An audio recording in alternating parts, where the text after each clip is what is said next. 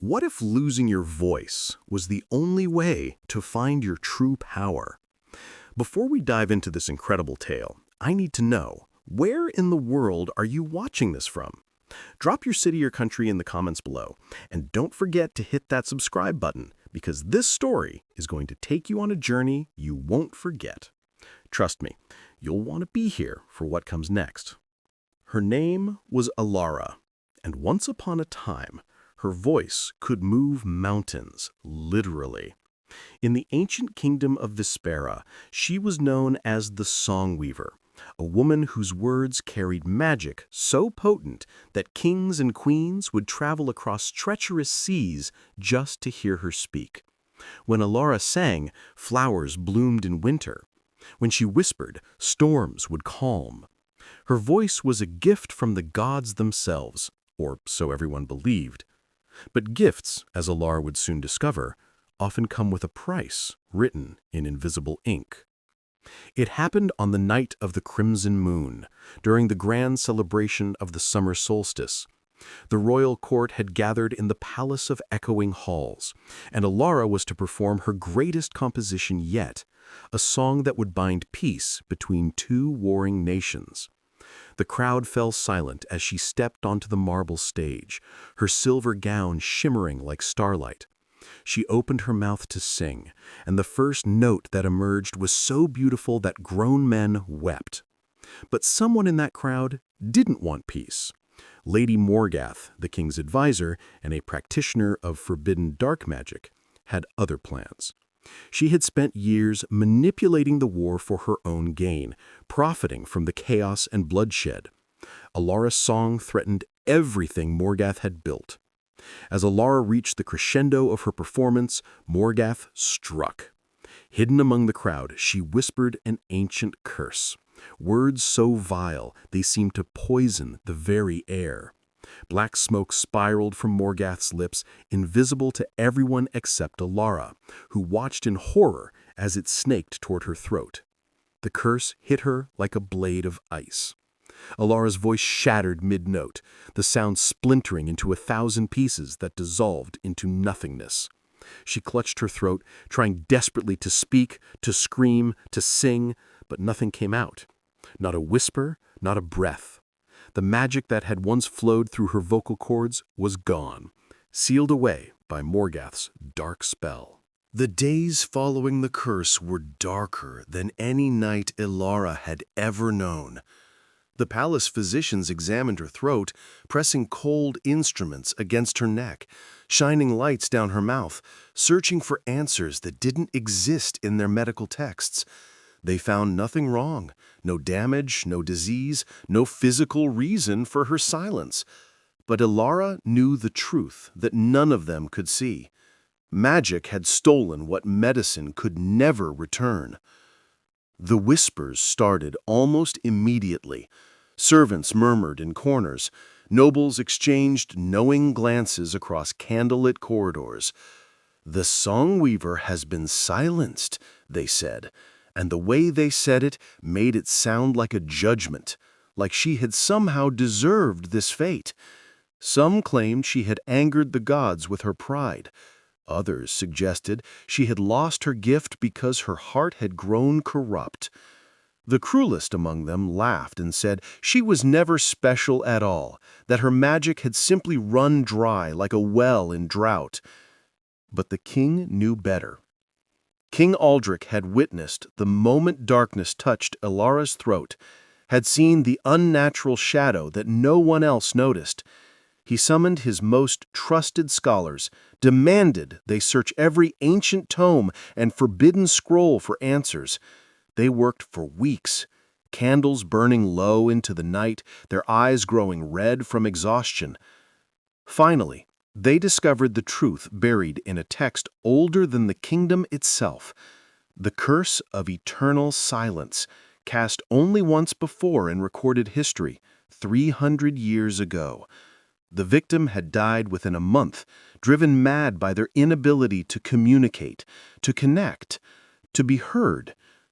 The scholars delivered their grim verdict. The curse could not be broken, Not by magic, not by prayer, not by any known force in the world. Lady Morgath had chosen her weapon perfectly, a curse so ancient and so powerful that even its creator's name had been lost to time. King Aldrich made his decision with a heavy heart. He couldn't protect Elara within the palace walls, not when Morgath still lurked in the shadows with her dark magic and darker intentions. The advisor had already begun spreading poison, suggesting that Elara's silence was contagious, that her cursed presence might bring misfortune to the entire kingdom. King Aldrich knew that if he didn't act, Morgath would ensure Elara met with an unfortunate accident. So he called Elara to his private chambers one final time. She stood before him, her once bright eyes now dimmed with grief, and he handed her a sealed letter and a pouch heavy with gold coins. "You must leave," he said, his voice breaking. "Not because I wish it, but because it's the only way to keep you alive. Go to the Whispering Forest at the kingdom's edge. There are people there, outcasts, hermits, those who live beyond society's reach. Perhaps among them you'll find a new purpose." Elara wanted to protest, to tell him she could still serve the kingdom even without her voice, to beg him not to send her away from the only home she'd ever known. But all she could do was nod, tears carving silent rivers down her cheeks. She left that very night, under the cover of darkness, with nothing but a small bag of belongings and a heart shattered into fragments. As she passed through the palace gates for the last time, she looked back at the towering spires that had once echoed with her songs, and she made herself a silent promise. This curse would not destroy her. Somehow, some way, she would find strength in this silence. She just didn't know yet that her greatest enemy had already set the next trap. The Whispering Forest earned its name honestly. The moment Elara crossed into its shadowed depths, she understood why. The trees here were ancient beyond measure, their massive trunks twisted into shapes that seemed almost deliberate, almost conscious. And they whispered, not with voices exactly, but with the rustling of 10,000 leaves, creating sounds that almost formed words, sentences that dissolved just before comprehension. For 3 days, Elara wandered deeper into the forest, surviving on berries and stream water, sleeping beneath trees that seemed to watch over her with something resembling kindness. She encountered no one. The isolation pressed against her like a physical weight, and for the first time since receiving the curse, she felt something shift inside her. The desperate need to speak, to sing, to communicate, it began to transform into something else.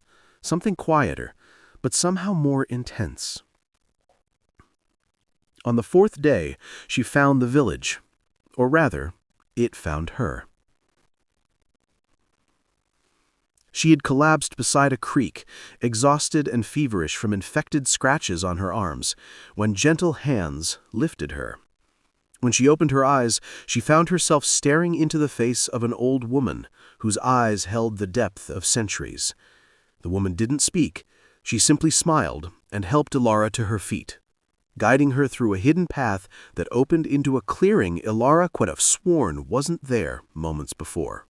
What she saw stole her breath. Dozens of small cottages circled a central square, smoke rising from chimneys, gardens blooming with vegetables and flowers. But something was different about this place. Something she couldn't immediately identify. Then it hit her. The silence. Not the oppressive silence of isolation, but a comfortable, purposeful quiet. People moved through the village, greeting each other, working together, living their lives, all without speaking a single word. The old woman led her to the largest cottage, where a man with silver hair and knowing eyes waited. He looked at Elara, and in that moment she felt truly seen for the first time since the curse. He raised his hands and began moving them in intricate patterns, shapes, gestures, expressions that flowed together like a dance. Elara watched, confused at first, until the old woman touched her shoulder and began making similar gestures, slower, simpler. They were speaking, not with voices, but with their hands, their faces, their entire beings. The silver-haired man's name was Corvus, Elara would later learn, and he was the founder of this sanctuary. 30 years ago, he had lost his voice to illness. Rejected by society, deemed useless without speech, he had fled to this forest and discovered something revolutionary. Communication was so much more than words. He had created a language of gestures, a vocabulary of movement and expression that could convey anything spoken language could, and sometimes even more. Over the following weeks, Elara learned this new language with a hunger that surprised even her. Her hands became her voice. Her face became her instrument. She discovered that a raised eyebrow could ask a question more pointed than any words. A gesture could express emotion more purely than any song. And slowly, painfully, she began to understand that Morgath's curse hadn't just taken something from her, it had forced her to discover something she never knew existed. The villagers welcomed her with open arms. There was Maya, a young girl born deaf who could read emotions in people's postures with uncanny accuracy. There was Tobias, a former soldier who had lost his voice in battle and found peace in silence. There was Iris, a woman who had chosen muteness after witnessing unspeakable horrors, and who now painted images so vivid they spoke louder than any testimony.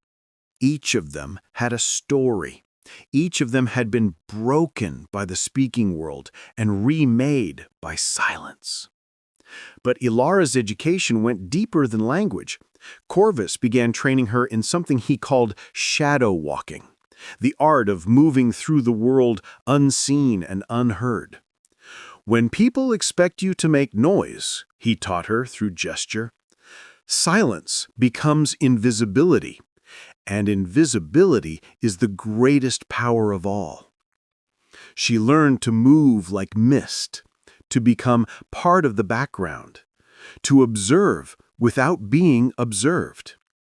She discovered that in her silence, people spoke freely around her, revealed secrets they would never share with someone they considered whole. She became a ghost, a shadow, a presence so subtle that others forgot she was there. And in that forgetting, she began to see everything. 6 months had passed since Elara found sanctuary in the Whispering Forest, and she had transformed in ways she never thought possible. The grief-stricken woman who had stumbled into the village was gone, replaced by someone stronger, sharper, more aware. Her hands spoke with eloquence, her movements carried purpose, and her eyes had learned to see what others missed. But peace, Elara was learning, was often just the calm before a greater storm. It started with the refugees. They came in small groups at first, trickling into the forest village with hollow eyes and desperate stories. Farmers whose lands had been seized by the crown, merchants accused of crimes they didn't commit, families torn apart by new laws that made no sense. And every single story, when traced back to its origin, led to the same source, Lady Morgath. Corvus gathered the village elders, and Elara sat among them as they listened to the refugees' accounts. Through gesture and expression, the stories painted a horrifying picture. In the months since Elara's exile, Morgath had tightened her grip on King Aldrich, whispering poisonous counsel that the king, in his grief and confusion, had accepted. Taxes had tripled. Dissent had become treason. The kingdom that once celebrated peace was now drowning in fear. But there was something worse, something the refugees spoke about in hushed, terrified tones. People were disappearing. Not just criminals or rebels, but ordinary citizens, farmers, teachers, healers. They vanished in the night, and when their families asked questions, they too would disappear. Some whispered about dark rituals happening in the palace dungeons, about Morgath collecting something from these people, though no one knew what. Elara felt rage burn in her chest like swallowed fire. Morgath hadn't just stolen her voice, she was stealing the soul of an entire kingdom. And no one could stop her, because no one truly understood what she was. That night, Elara made a decision that would change everything.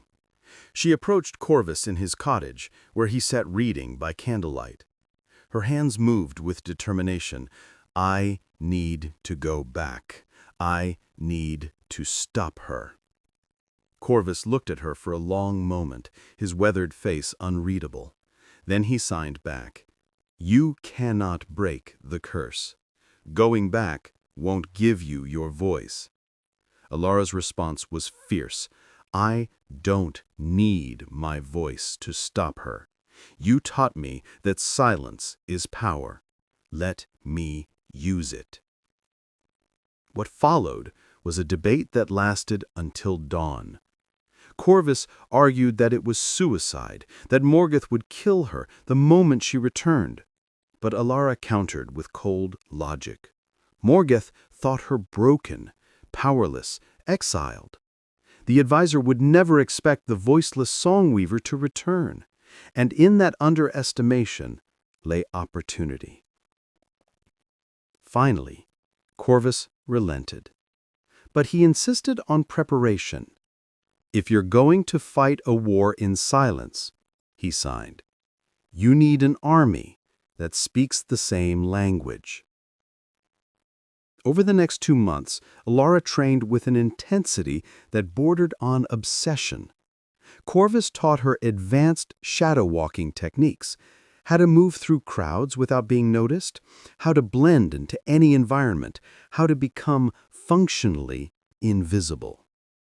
Maya taught her to read micro-expressions, to detect lies in the twitch of an eye or the tension in a jaw. Tobias, the former soldier, taught her combat adapted for silence, strikes that incapacitated without sound, movements that left no trace. But her most valuable education came from an unexpected source. A refugee named Silas, who had once been a spy in the king's service before Morgath had him branded a traitor. Silas knew the palace inside and out. Every secret passage, every hidden room, every vulnerability in its seemingly impregnable walls. More importantly, he knew Morgath's patterns, her habits, her weaknesses. She's building something, Silas explained through the gesture language he'd quickly learned.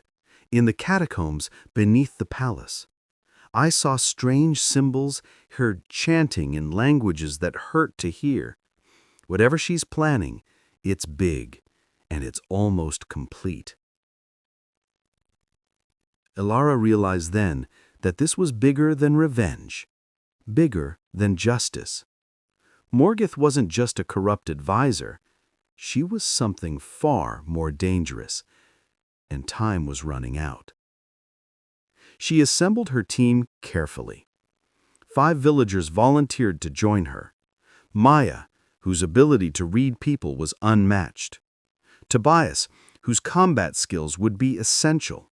Iris, whose artistic talent could forge documents and create disguises. A young man named Finn, who could pick any lock ever made. And surprisingly, 3 of the refugees who refused to let their kingdom fall without a fight. They called themselves the Silent Hand, and they spent weeks planning their infiltration with meticulous detail. They would enter the palace not as invaders, but as shadows, servants, workers, people so beneath notice that they might as well be invisible. They would gather information, document Morgoth's crimes, find evidence of her dark magic, and expose her before the king and the entire court. It was a plan born of desperation and hope in equal measure. On the night before they left, Elara stood at the edge of the village, looking toward the distant lights of the capital city. She thought about the voice that she had lost, the life that had been stolen from her, and she realized something profound. That old Elara, the song weaver who needed applause and recognition, who wielded power through performance, that woman could never have done what needed to be done now. Sometimes, she understood, you had to lose everything to discover what you're truly capable of becoming. The revolution would be silent, but it would be heard. Can a kingdom be saved by those who were never meant to be heard? All right, we've reached the final chapter, and I promise you it's going to be worth every second. But before we dive in, if this story has moved you in any way, hit that subscribe button and ring the notification bell so you never miss stories like this. And please, comment below. Tell me where you're watching from and what this story meant to you. Your words mattered to me just like Elara's silence mattered to her kingdom. Now let's finish this. They entered the capital under the cover of a merchant caravan, hidden among barrels of wine and crates of silk. Elara's heart hammered against her ribs as the palace gates loomed before them, the same gates she had passed through in exile 6 months ago. But she was different now. She wasn't the broken woman fleeing into darkness. She was the darkness itself, returning with purpose. The Silent Hand dispersed throughout the palace like smoke through cracks. Iris joined the kitchen staff, her forged papers claiming she was a replacement cook. Finn became a lamplighter, giving him access to every corridor at every hour. Tobias hired on as a guard, his military background making him a natural fit. Maya, despite her youth, became a chambermaid, the most invisible position in the entire palace. And Elara, through carefully applied makeup and a servant's uniform, became just another faceless attendant in the grand halls where she had once been celebrated. For 2 weeks, they watched and waited. They communicated through a system of subtle signals. A handkerchief left in a specific window, chalk marks on certain stones, gestures disguised as normal movements. And slowly, piece by piece, they uncovered the horrifying truth of what Morgoth had been building. The disappeared citizens weren't dead. They were worse than dead. In the deepest catacombs beneath the palace, Morgoth had imprisoned them in crystalline chambers, draining something essential from each person. Not their lives, but their voices, their ability to speak, to sing, to communicate. Elara watched from the shadows one night, her blood turning to ice, as Morgoth performed her ritual. The advisor would stand before a prisoner, chant in that ancient, poisonous language, and dark tendrils would pull something luminous from their throats, the very essence of their voice, which she collected in obsidian vessels. And then Elara understood. Morgoth was building a weapon. By harvesting the voices of hundreds, she was creating a spell of domination, one word of command that would force every person in the kingdom to obey her without question. She would speak, and the entire nation would become her puppets. King Aldrich would sign away his crown. The army would turn on its own people. Democracy would die in a single syllable. The ritual was scheduled for the night of the winter solstice, just 3 days away, during the grand ball where all the nobility and foreign dignitaries would be gathered. Morgoth would have her audience, she would have her power, and she would have her kingdom.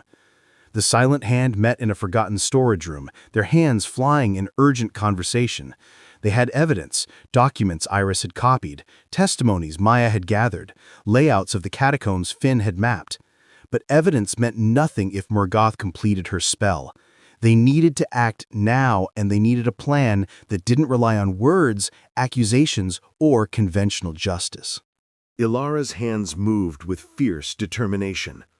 We fight her the way she fought me. We use her weapon against her. The plan was audacious to the point of madness.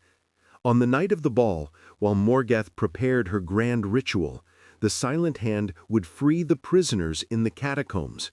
But they wouldn't just release them, they would turn them into witnesses. Using the palace's ancient acoustic architecture, they would position the freed prisoners throughout the hidden passages that honeycombed the walls of the great ballroom. And when Morgoth began her ritual, when she opened herself to channel all that stolen voice magic, they would create a symphony of resistance. The prisoners couldn't speak, but they could hum, they could stomp, they could clap. And in a room designed to amplify song, even the smallest sounds would build into something thunderous. The night of the winter solstice arrived with cold clarity.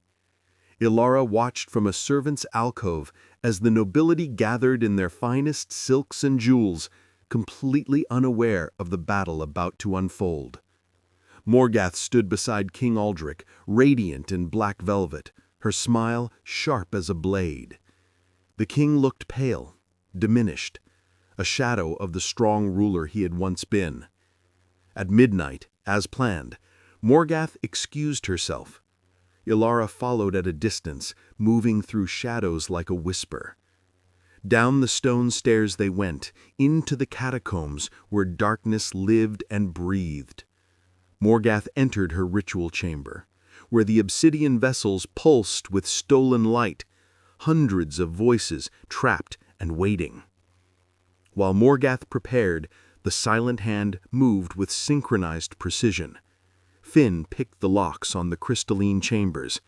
Tobias helped the weak and starving prisoners to their feet. Maya guided them through the secret passages. Iris distributed instructions written on parchment, explaining what needed to happen. And Elara positioned herself in the one place Morgoth would never expect. Directly behind her, in the chamber itself, hidden in the deepest shadow. Morgoth began her chant. Dark energy swirled through the air. The obsidian vessels cracked open, releasing streams of luminous essence that spiraled around the advisor like a tornado of stolen voices. Above, in the ballroom, the nobility gasped as the walls began to glow with unnatural light. King Aldric stood, alarm finally breaking through his enchanted stupor. And then it happened. From the walls, from the hidden passages, from every corner of the palace's acoustic network, the freed prisoners began their symphony. They hummed, a low resonant tone that grew and grew. They stomped their feet in rhythm. They clapped their hands. Some banged on pipes, on stones, on anything that would make sound. It was music without words, communication without voice, and it was beautiful and terrible and impossibly powerful.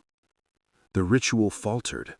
Morgoth's eyes widened as she realized something was wrong. The stolen voices, responding to this wordless call, began to rebel. They twisted in the air, breaking free from her control, seeking their original owners with desperate hunger. Morgoth screamed in rage, trying to force them back, but the symphony grew louder, more insistent. That's when Elara stepped from the shadows. Morgoth spun, shock transforming to fury when she recognized her victim. "You," she hissed, "you should be broken. You should be nothing." Elara smiled. She didn't need words to respond. She had learned a better language.